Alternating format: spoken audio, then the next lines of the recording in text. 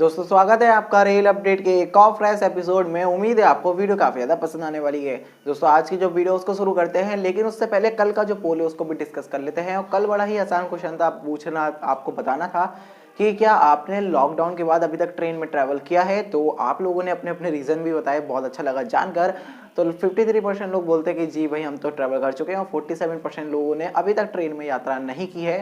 तो ये जो मतलब काफ़ी ज़्यादा रेशियो 50-50 ही रहा है, यानी कि ट्रेन में यात्रा करना अभी लोगों को इतना ज़्यादा पसंद नहीं आ रहा है, क्योंकि जिस तरीके की कंडीशन है उस तरीके को देखते है लोगों का अभी जो इंटरेस्ट है वो नहीं है। तो फिलहाल दोस्तों आज का पोल बहुत ही आसान है, और आपको बताना है कि क्या जो दिल्ली हावड़ा वाला रूट है और इसी तरीके से दिल्ली मुंबई वाला रूट है, क्या लगता है आपको उसको 160 kmph आने वाले कुछ समय में पूरा हो पाएगा।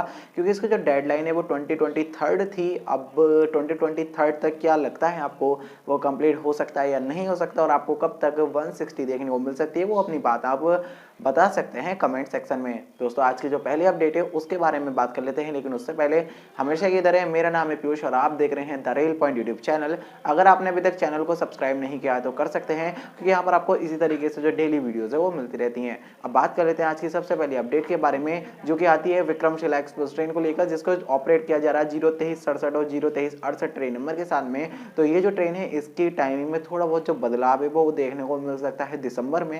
हालांकि क्या क्या बदलाव होंगे वो मैंने लिखी दी है डिस्क्रिप्शन में, आप वहां से जाके जरूर से पढ़ सकते हैं। तो अभी इसके ऊपर कोई भी ऑफिशियल कंफर्मेशन तो नहीं हुआ है, लेकिन इस तरीके के जो बदलाव है वो हो सकता है आपको देखने को मिल जाए विक्रमशिला एक्सप्रेस ट्रेन में।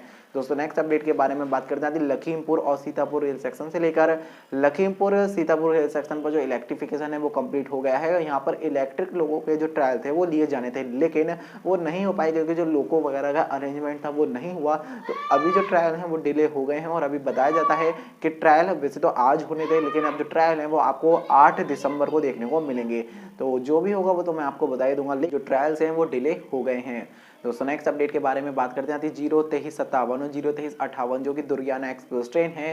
ये भी ट्रेन अभी जो किसान आंदोलन था मैंने आपको बताया था, उन्होंने अलाउड किया है कि जो ट्रेनें हैं वो आ सकती हैं। तो ट्रेन मतलब जानी तो अमृतसर तक थी, लेकिन नहीं गई, ट्रेन गई है अंबाला तक। और आपको ये 30 तारीख को यानी कि जो 30 आ रही है नवंबर, उसको भी अंबाला से ऑरिजिनेट होती हुई दिख जाएगी। और ये जो कारण है बताया जा रहा है कि वहाँ पर अभी भी कुछ जगह ऐसी है जो ट्रैक है वो जैम किए हुए हैं, यानी कि जो ट्रैक है वो ब्लॉक है, जिसके चलते जो यात्री ट्रेन है वो नहीं जा पा रही हैं। तो ये जो अपडेट है वो निकल कर आती है, आप अपनी जो प्लानिंग है वो इसी तरीके से कीजिएगा कि कुछ भी हो सकता है आप अपनी डेस्टिनेशन तक पहुंचे, और हो सकता है ऐसा कि आप डेस्टिनेशन तक ना पहुंच पाए, क्योंकि जो आंदोलन की स्थिति है वो अभी भी बनी हुई है। तो नेक्स्ट अपडेट के बारे में बात करते आती है कानपुर रेलवे स्टेशन से लेकर कानपुर रेलवे स्टेशन पर जो बैग सैनिटाइजिंग मशीन है वो लगाई गई है, लेकिन अब बात कुछ ऐसी है कि इस मशीन से लोगों को मतलब उसकी इच्छा है, जो भी व्यक्ति है उनकी इच्छा है, अगर वो चाहे तो अपना बैग सैनिटाइज करा सकते हैं, और वो चाहे तो नहीं भी करा सकते हैं।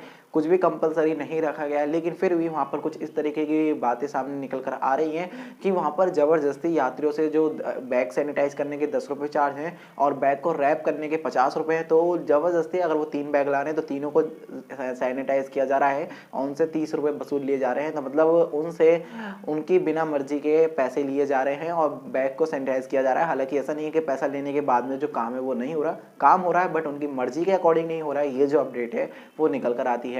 दोस्तों नेक्स्ट अपडेट के बारे में बात करते हैं इलेक्ट्रिफिकेशन को ही लेकर। इज्जत नगर रेल सेक्शन पर आपको जो इलेक्ट्रिफिकेशन है वो देखने को मिल जाएगा। अभी जो इलेक्ट्रिफिकेशन है इज्जत नगर से लेकर काडूधाम के बीच में चल रहा है, और इसी तरीके से इज्जत नगर रामनगर के बीच में भी आपको आने वाले 4 महीने में जो इलेक्ट्रिफिकेशन है वो कंप्लीट होता हुआ देख सकता है। हालांकि अभी जो सबसे ज्यादा मेजोरिटी में काम चल रहा है वो आपको देखने को मिलेगा काडूधाम तक इज्जत नगर से, काडूधाम के अलावा आपको इज्जत नगर से टनकपुर तक और इज्जत नगर से रामनगर तक ये जो सेक्शन है इन पर जो काम है तेजी से चल रहा है। देखते हैं कब मुरादाबाद रामनगर वाला जो सेक्शन है वो इलेक्ट्रीफाइड होगा। बट ये जो अपडेट है वो काफ़ी अच्छी है, क्योंकि जो आने वाले 4 महीने बताए गए हैं, लेकिन ऐसा मुझे नहीं लगता पॉसिबल हो पाएगा। उसको देखते हुए भी लगता है कि हो सकता है आने वाले 6 या 7 महीनों में आपको जो इलेक्ट्रिफिकेशन है वो होता हुआ यहाँ पर कंप्लीट देखने को मिल जाए। दोस्तों नेक्स्ट अपडेट के बारे में बात करते हैं स्लीपर कोच को ही लेकर। मतलब स्लीपर का मतलब ये नहीं कि जो नॉन एसी होता है, एसी स्लीपर कोच को लेकर नए तरीके के जो कोच है वो डिज़ाइन किए गए हैं एमसीएफ रायबरेली के द्वारा। ये इनकी जो लिवरी है वो तेजस वाली है, और इनको 160 kmph तक चलाया जा सकता है जैसे नॉर्मल चलते ही हैं। कुछ भी ऐसा नहीं है कि बहुत ही बढ़िया कर दिया, पता नहीं इस समय रेलवे क्या कर रहा है। तेजस जैसा लोगो बना लिया, अब तेजस लिवरी के स्लीपर क्लास वाले कोच बना लिया। अभी फिलहाल 18 कोच निकाले गए हैं, जिसमें 10 एसी थर्ड कोच है और 4 एसी सेकंड कोच है, एक फर्स्ट एसी का कोच है, एक पेंट्री कार है और 2 जनरेटर कार है। तो टोटल मिला के 18 कोच है। अब इनको बनाने की क्या जरूरत पड़ गई थी समझ में नहीं आता। अभी कुछ समय पहले हमसफर का रैक तैयार किया गया था, नॉर्मल एसी थर्ड है, बस उसमें थोड़ी थोड़ी चीज़ें बढ़ा दी, सेम वैसा ही है। इसमें भी आपको क्या किया गया है कि जो अंदर है वो सब कुछ वैसा ही है जैसा आपको एसी फर्स्ट, एसी सेकंड या एसी थर्ड में देखने को मिलता है। बस जो बाहर से रखें वो आपको तेजस वाला देखने को मिल जाएगा। तो हो सकता है इन फ्यूचर आपको तेजस एक्सप्रेस ट्रेन भी देखने को मिले, यानी कि प्राइवेट तेजस के लिए हो सकता है ये सब जो प्लानिंग है वो की जा रही हो, क्योंकि अभी तक तो तेजस है वो आपको देखने को मिलती है चेयर कार के रूप में, बट आपको जल्दी इसको स्लीपर क्लास के रूप में भी देखने को मिल जाएगी। दोस्तों नेक्स्ट अपडेट के बारे में बात करते हैं दिल्ली मेट्रो को लेकर। मैंने आपको बताया था दिल्ली मेट्रो की जो सर्विस थी वो शट डाउन कर दी गई थी एनसीआर रीजन के लिए, बट फाइनली अभी इसको फिर से जो ओपन है वो कर दिया गया है। तो आप अगर दिल्ली मेट्रो से ट्रेवल करते हैं तो आपको दिल्ली मेट्रो की जो कनेक्टिविटी है वो एनसीआर रीजन में फिर से देखने को मिल जाएगी। तो ये काफ़ी अच्छी अपडेट यहाँ से निकल कर आती है। दोस्तों नेक्स्ट अपडेट के बारे में बात करते जाते हैं 02393 और 02394 जो कि है संपूर्ण क्रांति एक्सप्रेस ट्रेन। तो ये जो ट्रेन है इसकी टाइमिंग में आपको बदलाव 3 दिसंबर से देखने को मिल जाएगा। जब ये 3 दिसंबर को चलेगी, यानी 3 दिसंबर 2020 को चलेगी, तब आपको इसमें लगभग 2 घंटे का जो मतलब जो स्पीड है वो देखने को मिलेगा, क्योंकि ट्रेन अभी तक राजेंद्र नगर टर्मिनल से शाम के 5:45 पर निकलती है, लेकिन अभी जो ट्रेन है शाम को 7:25 पर निकलेगी। इसका मतलब 1 घंटा 40 मिनट का जो गैप है वो हो जाएगा, यानी कि 1 घंटा 40 मिनट ये अब कम समय लेगी अपनी पूरी यात्रा में, क्योंकि मैंने आपको बताया भी था कि अब ये जो ट्रेन है पूरी एंड टू एंड 130 चलती है। तो काफ़ी अच्छी बात है। हालांकि अभी ये सब कुछ टेस्टिंग में चल रहा था, बट फाइनली अब जो टाइम टेबल है उसमें भी सुधार कर दिया गया है। ट्रेन अब आपको 130 की रफ्तार देखने को मिलेगी, वो तो देखने को मिलती थी खैर, बट आपको जो एवरेज स्पीड है वो अच्छी देखने को मिलेगी। साथ ही साथ जो समय लग रहा था वो भी आपको अच्छा देखने को मिल जाएगा, जो कि काफ़ी अच्छी बात यहाँ से निकल कर आती है, क्योंकि जो ट्रेन है वो पुराने समय पे पहुंचेगी। जिस तरीके से पहले दिल्ली पहुंच रही थी नई दिल्ली, वैसे ही अभी भी पहुंचने वाली है। दोस्तों नेक्स्ट अपडेट के बारे में बात करते हैं 02339 और 02340 जो कि है कोल फील्ड एक्सप्रेस ट्रेन। ये ट्रेन भी आपको 1 दिसंबर से देखने को मिल जाएगी। इस ट्रेन को भी फेस्टिवल स्पेशल की तरह चलाया जा रहा है, तो इसका जो किराया वो थोड़ा बहुत आपको महंगा देखने को मिल सकता है, बट काफ़ी अच्छी बात है कि ये ट्रेन आपको फाइनली फिर से देखने को मिल रही है। तो आप इस ट्रेन में भी जो रिजर्वेशन वगैरह है वो करा सकते हैं और इसमें जो यात्रा है वो कर सकते हैं। दोस्तों नेक्स्ट अपडेट के बारे में बात करते हैं मुंबई से चलने वाली कुछ ट्रेन को लेकर। मुंबई से ऑपरेट होने वाली कुछ ट्रेनों की जो टाइमिंग है उसमें आपको बदलाव देखने को मिल जाएगा। ये जो बदलाव है ये दिसंबर में लग जाएगा, तो आप ध्यान रखना। अगर आप इन ट्रेनों में यात्रा करते हैं, लगभग 8 से 9 ट्रेनें हैं, इनकी जो जानकारी है वो लिख दूंगा डिस्क्रिप्शन में। अगर डिस्क्रिप्शन में नहीं आती है तो मैं उनको लिख दूंगा पिन कमेंट में, आप पिन कमेंट को देख लेना, क्योंकि काफ़ी ज़्यादा लंबी जानकारी है, हो सकता है वहाँ पर ना पाए डिस्क्रिप्शन में, तो इसलिए मैं उसको पिन कमेंट में लिख दूंगा। तो इनकी जो टाइमिंग में बदलाव है वो देखने को मिलेगा, तो आप एक बार से जरूर चेक कर लेना, जिसके चलते अगर आपकी ट्रेन हुई इसमें तो आपको पता रहेगा कि आपकी ट्रेन किस तरीके से चलेगी, जिसके चलते हो सका मतलब अगर आपको पता नहीं लगा तो हो सकता है आपकी ट्रेन वगैरह मिस हो जाए। तो इस बात का आप ध्यान रख सकते हैं। ये जो बदलाव है वो आपको देखने को मिलेंगे। लगभग 8 ट्रेनें हैं, जानकारी में लिख दूंगा पिन कमेंट या फिर डिस्क्रिप्शन में। दोस्तों नेक्स्ट अपडेट के बारे में बात करते हैं गोंदिया जंक्शन से लेकर यहाँ पर अगर आप ट्रैवल करने वाले हैं तो अब यहाँ पर ना ही किसी तरीके का कोरोना जांच होगी या फिर कुछ होगा। आपको यहाँ पर अगर एंट्री भी करनी है तो आपको अपनी जो कोरोना की रिपोर्ट है वो लानी पड़ेगी, यानी कि कोरोना टेस्ट करवाना पड़ेगा और जो रिपोर्ट है वो नेगेटिव वाली आपको लेकर जानी पड़ेगी, तभी आपको अलाउड किया जाएगा ट्रेन में ट्रैवल करने के लिए। तो ये जो अपडेट है वो निकल कर आती है। अगर आप गोंदिया से कोई भी ट्रेन बोर्ड करेंगे तो आपको जो कोरोना रिपोर्ट है वो जरूर देनी पड़ेगी, अदरवाइज आपको ट्रेन में बोर्ड नहीं होने दिया जाएगा। तो ये जो अपडेट है वो निकल कर आती है, आप इस बात का जो ध्यान है वो भी रख सकते हैं। दोस्तों नेक्स्ट अपडेट के बारे में बात करते हैं आती है संगम एक्सप्रेस ट्रेन को लेकर, जिसको ऑपरेट किया जाता है मेरठ सिटी और इलाहाबाद के बीच में, जो कि बेसिकली अब प्रयागराज है। तो ये जो ट्रेन है अब आपको 04163 और 04164 ट्रेन नंबर के साथ देखने को मिल जाएगी। फाइनली संगम एक्सप्रेस ट्रेन को भी चला दिया गया है, तो जो कि बहुत अच्छी बात है। काफी समय से डिमांड की जा रही थी कि जो संगम और नौचंदी उनको चलाया जाए, तो अभी आपको संगम एक्सप्रेस ट्रेन देखने को मिल जाएगी। तो ये एक अपडेट है। अगर आप मेरठ से हैं और इलाहाबाद जाना चाहते हैं, बेसिकली प्रयागराज जाना चाहते हैं, तो आप जा सकते हैं। ये जो ट्रेन है वो वापस से चल चुकी है। दोस्तों नेक्स्ट अपडेट के बारे में बात करते हैं प्रतापगढ़ जंक्शन से लेकर। प्रतापगढ़ जंक्शन पर तत्काल टिकट के लिए जो बात है वो सामने निकल कर आती है कि यहाँ पर जो टिकट काउंटर पर बैठे होते हैं एम्प्लॉई, उन्होंने जो तत्काल था वो नहीं करके दिया, तो इसकी जो कंप्लेंट थी वो उन्होंने कर दी। जो भी पैसेंजर थे उन्होंने जो कंप्लेंट थी वो कर दी, जिसके बाद में उनको निलंबित कर दिया गया है। तो ये जो अपडेट है वो निकल कर आती है। आप भी इस बात का ध्यान रख सकते हैं, अगर आपका कोई भी काम नहीं करता है कोई भी, तो आप उनकी कंप्लेंट कर सकते हैं, क्योंकि जाहिर सी बात है उनको इतनी ज़्यादा सैलरी रेलवे पे कर रहा है, वो क्यों कर रहा है, जिससे कि चलते वो आपका जो काम है वो कर सके। अगर वो वही नहीं कर रहे तो वो क्यों बैठे हैं वहाँ पर, साफ बात, मतलब साफ सी बात है। बाकी आपका क्या है मानना, मुझे बता सकते हैं कमेंट सेक्शन में।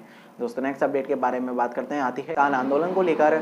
जैसे कि मैंने आपको बताया, किसान आंदोलन की जो स्थिति है वो फिर से बन रही है, जिसके चलते कुछ ट्रेनों को बीच रास्ते में ही रोक दिया गया है। आखिर कौन कौन सी ट्रेनें थी, किन किन को रोका गया, सबको मैंने लिख दिया है डिस्क्रिप्शन में, आप वहाँ से जाके जरूर से पढ़ सकते हैं। तो ये जो अपडेट है वो निकल कर आती है। फिलहाल अभी जो ये रेल यात्रा है पंजाब की तरफ, हो सकता है आपको सही तरीके से नहीं देखने को मिले, हो सकता है आपकी ट्रेन कभी बीच में ही रोक दी जाए। तो फिलहाल आप इसी सबको इन सब चीज़ों को ही ध्यान में रखते हुए ट्रैवल कीजिएगा, क्योंकि आपको कभी भी कुछ इस तरीके की जो चीज़ें हैं वो फेस करनी पड़ सकती हैं। दोस्तों नेक्स्ट अपडेट के बारे में बात करते हैं, जबलपुर के मालगोदाम से लेकर जो कचपुरा में मालगोदाम बना हुआ है, वहाँ पर एक व्यक्ति, मतलब दो व्यक्ति होते हैं, वो जाते हैं और उनके मन में पता नहीं क्या आता है कि वो जो मालगाड़ी का कोच होता है उसके ऊपर चढ़ जाते हैं और उसके ऊपर चढ़कर सेल्फी लेने लगते हैं।